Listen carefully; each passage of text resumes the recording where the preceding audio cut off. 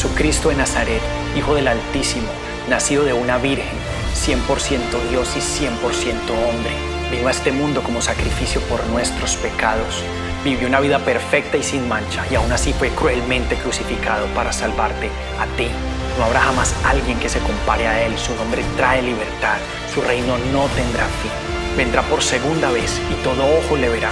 Toda rodilla se doblará y pagará cada uno conforme a sus obras. Y todo esto sucederá para salvar a los que le esperan. ¿Y tú, estás listo?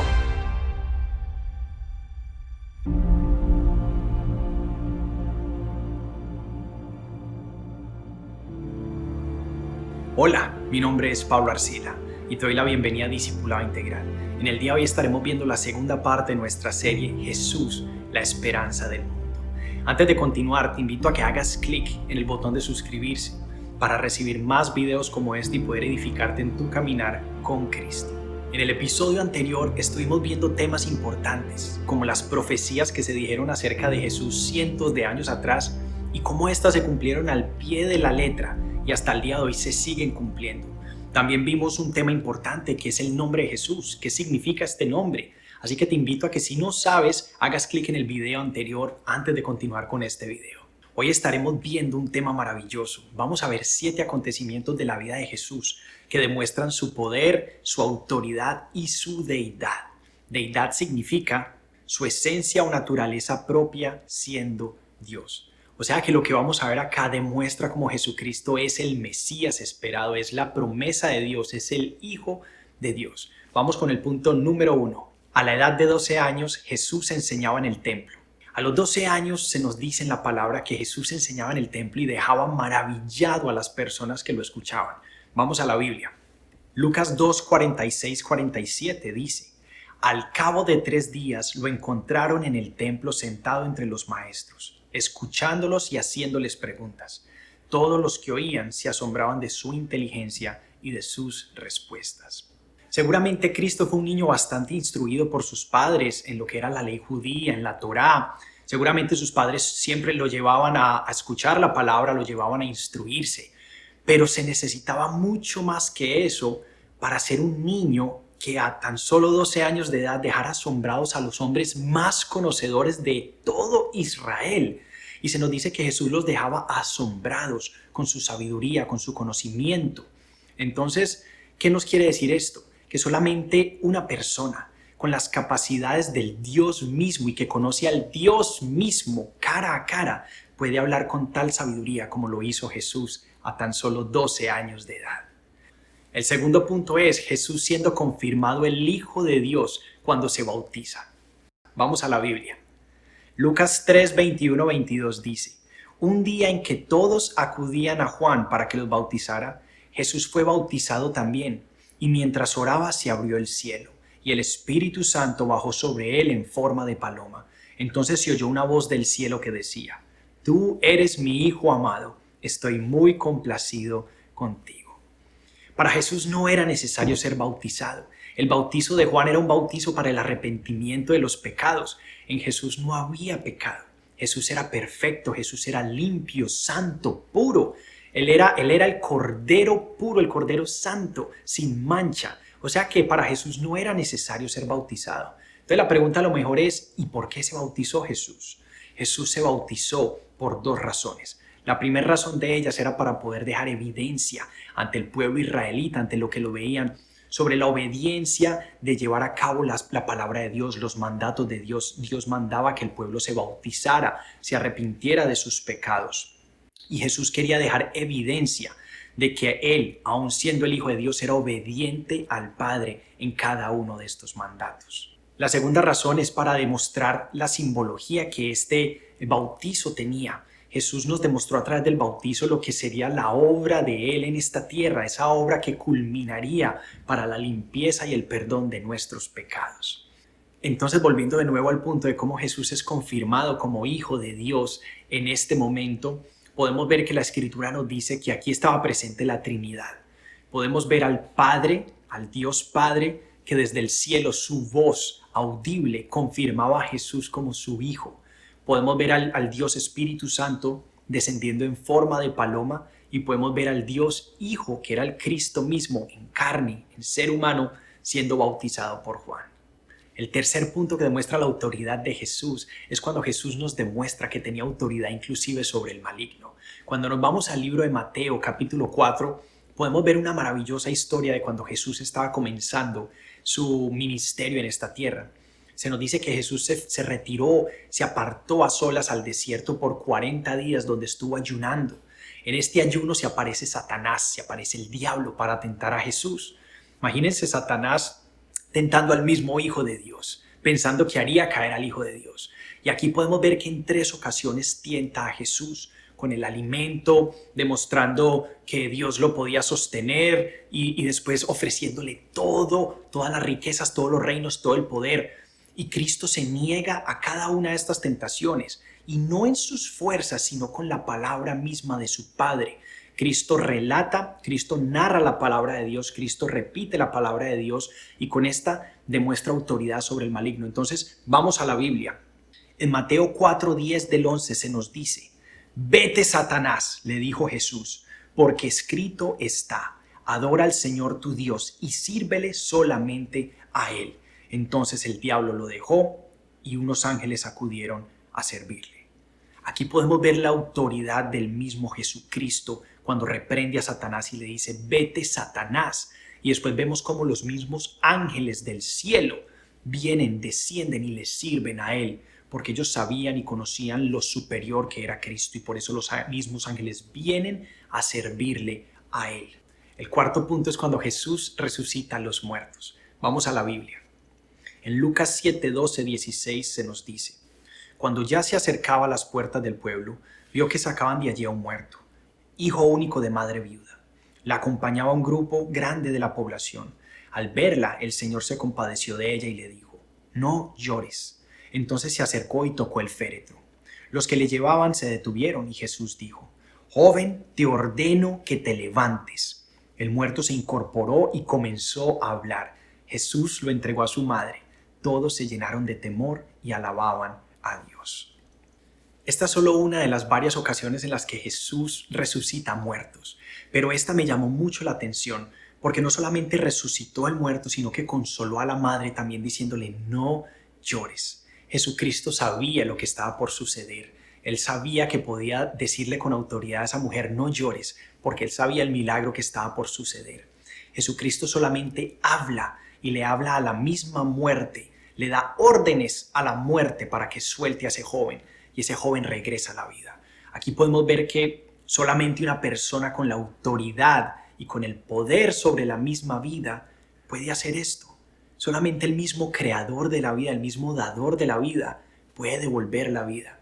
Por eso aquí podemos ver el poder y la autoridad que tenía Cristo como Hijo de Dios. El punto número 5 que nos demuestra el poder, la deidad y la autoridad de Jesús es cuando Jesús demuestra que puede multiplicar los alimentos. En Juan 6 vemos un relato maravilloso cuando Jesús viene aquí de una de las muchas visitas de Jesús a Galilea. Se nos dice que estaban sentados a las orillas del mar de Galilea y había alrededor de unas 5,000 personas, a lo mejor eran más, porque en este entonces se contaban solamente los hombres. O sea que cuando se nos dicen 5,000 personas, se nos puede estar diciendo que eran unos 5,000 hombres junto con sus esposas e hijos. Estamos hablando de miles de personas que se juntaron aquí en este lugar para escuchar las enseñanzas de Jesús. Entonces uno de sus discípulos se acerca y le dice: «Maestro, ¿cómo vamos a hacer para alimentar toda esta gente?». Entonces Jesús siente como esa compasión hacia ellos y le pide a uno de sus discípulos que vaya y mire qué encuentra, qué reúne de comida. Entonces reúnen 5 panes y 2 pescados. Y la pregunta es: ¿cómo vamos a alimentar más de 5,000 personas con simplemente 5 panes y 2 pescados? Pero Jesucristo hizo el milagro. Jesucristo multiplicó estos alimentos de tal forma que cada persona que estuvo en este lugar pudo alimentarse. Y dice la palabra que de hecho sobró. Al final recogieron canastas aún con más comida. Entonces vamos a la Biblia. En Juan 6:14 se nos dice: «Al ver la señal que Jesús había realizado, la gente comenzó a decir: en verdad este es el profeta, el que ha de venir al mundo». Esta señal demostró ante los ojos de todas esas personas, todos esos testigos que estaban este día sentados en Galilea, pudieron testificar que Jesucristo era el profeta del que se hablaba, el Mesías del que se hablaba, el verdadero Hijo de Dios que debía venir a restaurar el mundo. El punto número 6, podemos ver un hecho y un acontecimiento que marcó la historia en dos. Este yo creo que es la base fundamental de nuestra fe, porque si esto no hubiera sucedido, nuestra fe se habría derrumbado completamente. Así que el punto número 6 es: Jesús resucita de su propia muerte. Así que después de que Jesucristo es juzgado injustamente, después de que Jesucristo es llevado injustamente a esa cruz y es crucificado y muere en esta cruz, podemos ver cómo se cumple la profecía que él mismo había dado de que él sería llevado y crucificado y que al tercer día él resucitaría de esta muerte. Y así se cumplió la escritura. Al tercer día, cuando fueron a ver, la tumba estaba vacía. Había un ángel que les confirmó que él ya había resucitado. Y luego Jesucristo se le aparece a sus discípulos y él aparece 40 días más en la tierra junto con sus discípulos. Y hay muchas evidencias de esto. Hay muchas personas en el Evangelio, muchas personas en la palabra que confirman el haber presenciado a Jesucristo después de su muerte. Entonces vamos a la Biblia. Lucas 24, 6 al 7 dice: no está aquí, ha resucitado. Recuerden lo que les dijo cuando todavía estaba con ustedes en Galilea. El Hijo del Hombre tiene que ser entregado en manos de hombres pecadores y ser crucificado, pero al tercer día resucitará. Y esta es la esperanza que tenemos nosotros, los que creemos en Jesucristo, que Cristo resucitó y que de la misma manera se cumplirá también su profecía de que Él vendrá, nos rescatará, nos resucitará de la muerte, y a todos los que hemos puesto nuestra confianza en Él nos llevará al cielo, donde estaremos libres del dolor, libres del pecado, libres de la angustia, y podremos vivir toda una eternidad junto a nuestro Salvador y nuestro Creador. Y el último acontecimiento de la vida de Jesús aquí en la tierra se lleva al puesto número 7, cuando Jesús es llevado al cielo. Como mencioné en el punto número 6, Jesús, después de resucitar, estuvo 40 días en la tierra. Después de que estuvo esos 40 días en la tierra, hablándole a sus discípulos, predicando y haciendo más milagros, Jesucristo fue llevado al cielo. Jesucristo ascendió a los cielos. Vamos a la Biblia. En Hechos 1, 9, 10 se nos dice: habiendo dicho esto, mientras ellos lo miraban, o sea, sus discípulos, fue llevado a las alturas hasta que una nube lo ocultó de su vista. Ellos se quedaron mirando fijamente el cielo mientras él se alejaba. De repente se le acercaron dos hombres vestidos de blanco que les dijeron: Galileos, ¿qué hacen aquí mirando al cielo? Este mismo Jesús que ha sido llevado de entre ustedes al cielo, vendrá otra vez de la misma manera que lo han visto irse.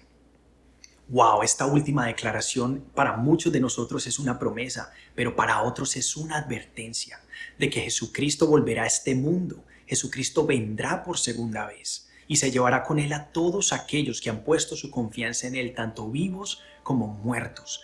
Así que mi invitación hoy es para ti. Si tú no has puesto tu confianza en Jesucristo, aún estás a tiempo. Mientras estés vivo, mientras todavía tu corazón esté latiendo, estás a tiempo de entregar tu vida a Jesucristo. No juegues con tu eternidad. El tiempo en este mundo no se compara nada al tiempo eterno que vamos a estar con Jesucristo. Así que te invito hoy a que no dejes pasar este momento. Hoy es el día para aceptar a Jesucristo en tu corazón, para aceptarlo en tu vida, para reconocerlo como tu Señor y tu Salvador. Mateo 25:46 dice: aquellos irán al castigo eterno y los justos a la vida eterna. Luego Apocalipsis 20 al 15 nos dice: aquel cuyo nombre no estaba escrito en el libro de la vida era arrojado al lago de fuego. Así que te invito a que tú seas hoy parte de los que aceptan a Cristo, no seas del que le da la espalda, no seas aquel que rechaza a Jesucristo, porque tu vida eterna, tu eternidad está en juego. Esto ha sido todo por hoy. Espero que esta pequeña serie te haya edificado, te haya dado a conocer o por lo menos haya despertado en ti más curiosidad por conocer a Jesucristo. Te invito a que busques una Biblia, que busques en tu Biblia los evangelios, el evangelio de Juan, de Lucas, de Marcos, Mateo, y puedas edificarte más en ellos. Lee las maravillosas historias escritas acerca de Cristo. Busca tu Biblia, edifícate en la palabra de Dios para que puedas tener una base sólida y poder conocer a ese Jesucristo, a nuestro Señor y a nuestro Salvador. Bueno, eso ha sido todo por hoy. Te invito a que hagas clic en el botón de suscribirse, hagas clic en el botón de me gusta, compartas el video con muchas más personas para que seas parte de este proceso de discipular.